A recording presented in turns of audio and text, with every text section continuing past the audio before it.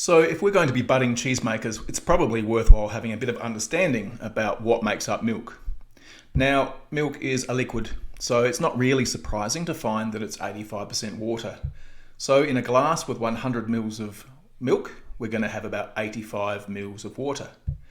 Of what remains, 4% protein, 4% sugar, 4% fat, and 3% salts. So really that glass of milk, 85% water, 85 ml water with things floating about in it and dissolved in it. Looking at the salts, we know common table salt is NaCl, sodium chloride. In our milk, it's calcium chloride instead, and calcium sulfate.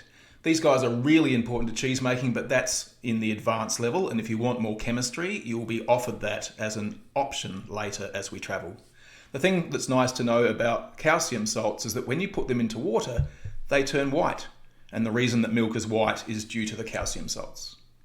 Our fat, we've got 4% in dairy milk. When we run off that fat for skim milk, we're looking at 0.5% to 1%. The fat globules themselves are quite complicated in structure. There's an outer phospholipid barrier and inside a yellow oil. That yellow oil inside is butterfat. And if we wanted to make butter rather than cheese, we would damage those and break them open to cream off our butter. For cheese, we don't want the butterfat released, so we're very careful with our butterfat, very careful with our milk. We don't heat too quickly and we don't bash it about too much. Sugar, we know all about lactose and lactose intolerance. Lactose is a disaccharide. That means it's actually two sugars fused together. Glucose and galactose are actually fused to make lactose.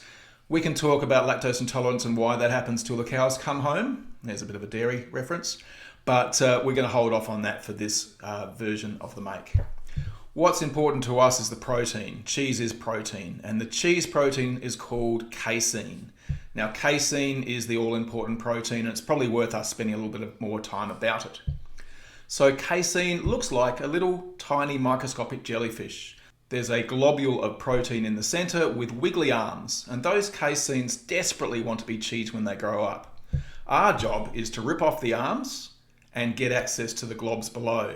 Those globules will then fuse together to create our cheese.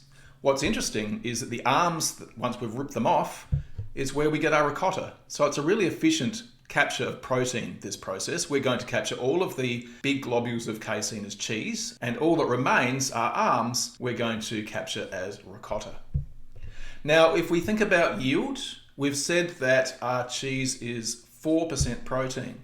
So if we had 4 litres of milk as we're making tonight, we'd get about 40 grams per litre and therefore about 240 grams of cheese. But that's not the case. We're getting quite a lot more than that. And that's because inside the matrix of this protein, it's a little bit like a sponge. And inside the sponge matrix, we've got our water, our sugar, our fat, and our salts. So truth be told, we're expecting a yield somewhere between 10 and 15%, not 4%, but 10 to 15%. A high moisture cheese like a halloumi or like a camembert, you're expecting 12 or 15%. A low moisture cheese like a cheddar, we cut the curd, we push out more whey, we end up with less water, and therefore we expect less yield, perhaps 8% to 10%. For our halloumi, our 4 litres of milk tonight should give us about 0.5 kilo.